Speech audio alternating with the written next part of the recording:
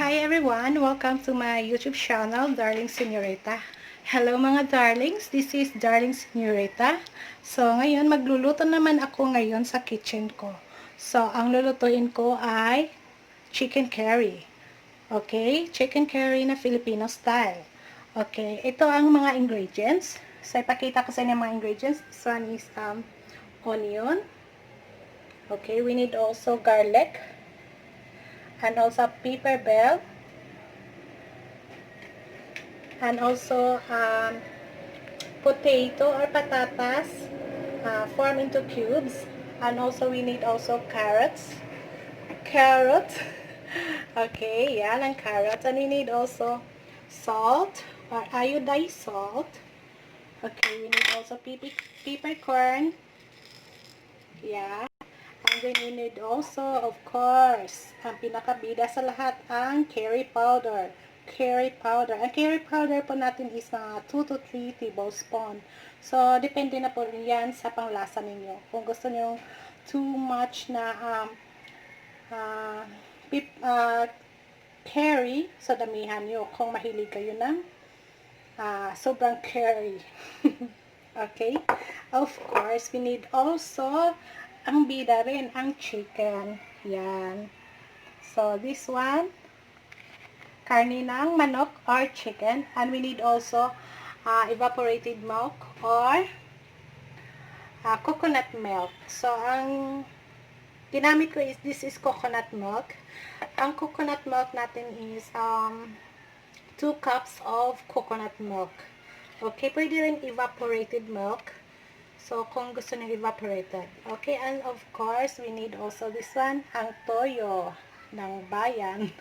Okay, anything na toyo na favorite nyo, pwede yun. And of course, our canola oil or cooking oil. Anything na cooking oil will do. So, this one, ito ang nakuha ko sa grocery. So, this is canola oil. So, yan po ang mga ingredients. And we need also a little water. So, yan. Okay, let's proceed. Let's proceed na po. Para sa procedure, of course. Okay, magluto na tayo. Start na tayo.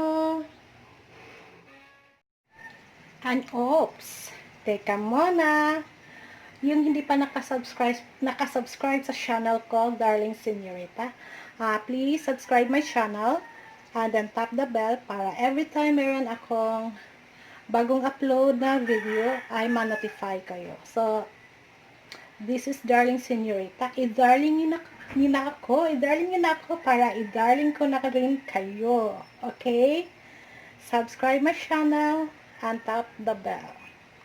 O sige, luto na tayo. Okay. And now, lagyan natin ng cooking oil. Okay, konting cooking oil lang. Konti lang. Antayin natin na ang cooking oil is mainit na siya, okay? Wait tayo until mainit siya. Okay, mainit na ang ating cooking oil. So, ilagay natin ang ating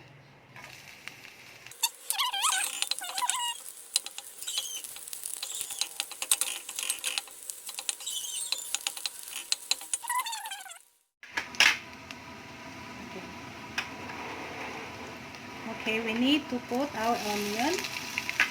Lagay natin ang ating onion. Yan.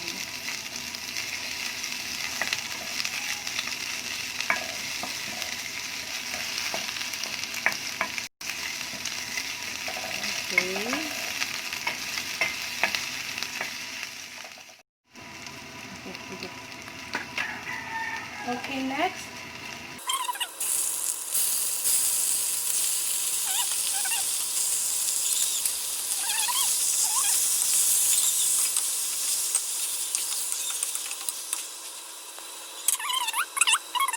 Okay, depende po sa inyo yan ha. Kung mahilig kayo ng sobrang maraming peppercorn, lagyan yung marami. Sa akin, konti lang ilagay ko. Kasi hindi ako gaano ka mahilig ng peppercorn. Yan.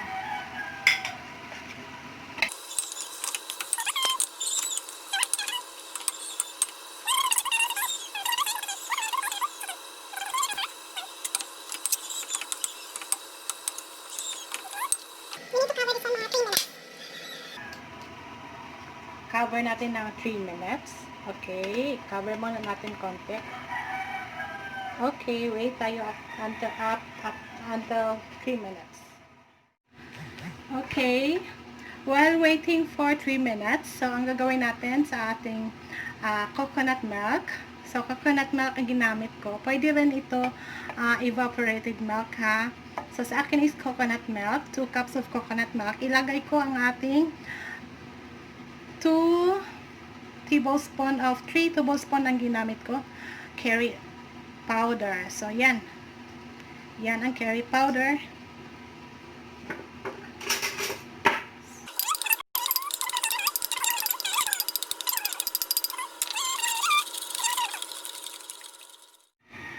Okay.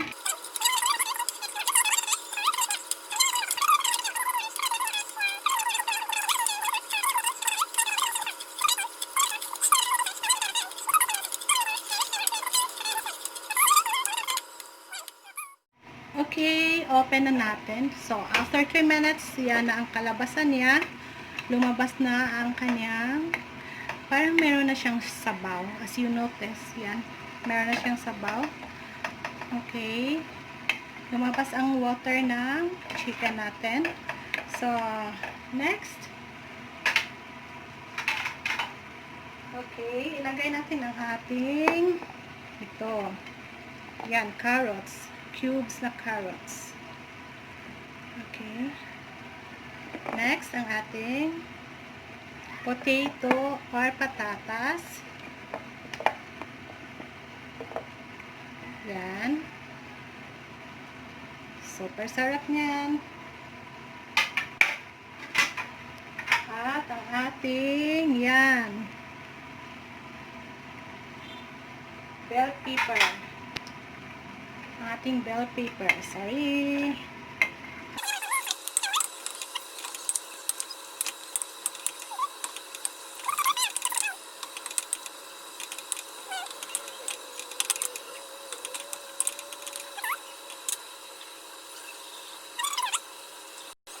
Water, mga 1 cup of water. So, i-close na naman natin uli. At wait tayo hanggang magiging soft sila. Okay, close natin uli siya. Wait lang tayo until mas soft. Okay, check natin. So, yan, kumulo na siya. Okay, dahil kumulo na siya, lagyan natin ng konting toyo. Yan. Ang toyo natin, ha. Yung pinaka-favorite niyong toyo, pwede. Kung ano favorite toyo niyo. Konti lang nilagay ko. Next po, dahil yan. So, lagyan na natin ang ating coconut milk with chicken curry. Naku, ang daming sabaw nito. Yan. Okay. Ihalo lang natin. Oops.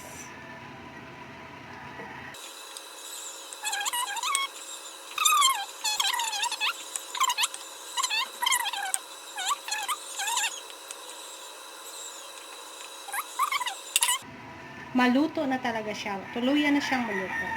Okay? Let's cover again. We need to wait until kumulo naman siya. Okay. Oh, i-open na natin. Yan. Kulong-kulo na siya. Okay. So, gusto niyo ba tikman ko? Tikman ko pero ayaw magpakita sa mukha. Yan. Super sarap kaya nito. Let's try nga. Hindi lang ako magpakita sa mukha ko kasi wala pa akong hilamos.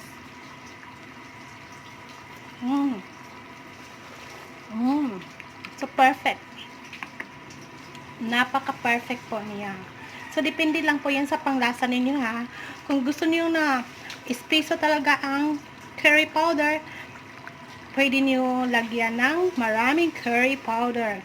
At kung gusto niyo medyo maalat, kung mahilig kayo sa maalat, o didamihan niyo ang salt or asin. Kung ayaw niyo naman ng sobrang maalat, o di konti lang ilagay. So, depende lang po yan sa panglasa natin. Okay? So, yan. So, ready na yan. Okay.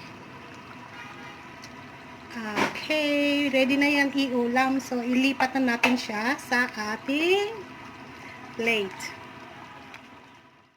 Okay. Ayan na mga darling. Yan po ang ating finished product ng ating Filipino style chicken curry. Yan. Super sarap. Okay, i-try nyo yan sa tahanan ninyo or sa kusina. Yan po ang ating finished product na chicken curry Filipino style. So, yung hindi pa nakasubscribe, please subscribe my channel, darling Señorita. So, i-darling nyo na ako para i-darling ko na rin kayong lahat. Okay? I-invite nyo ako, ha, pag nakaluto na kayo ng chicken curry ninyo sa bahay ninyo. This is perfect. Thank you so much po sa inyong lahat, and see you all next time mga darling, and God bless and keep safe po sa ating lahat. Thank you.